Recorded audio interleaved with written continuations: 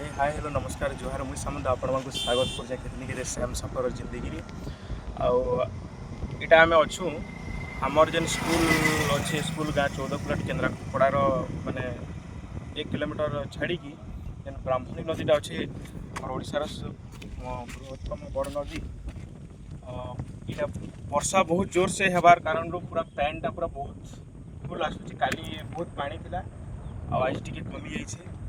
पूरा बहुत खतरनाक लगुच इनू टे कुंभीर बहुत डर रही कुंभीर मैंने पूरा टिफिन हो सका वाले टिफिन हो लंच हो कुंभीर मान तो किए जब बुली बुला आसवा बोले देखी जाकर आम देखामु पूरा पूरी तरह से बढ़िया भाव देखामु नदी की देखा दीपक नदीर टे भलसे वीडियो नहीं समस्ते देखबे।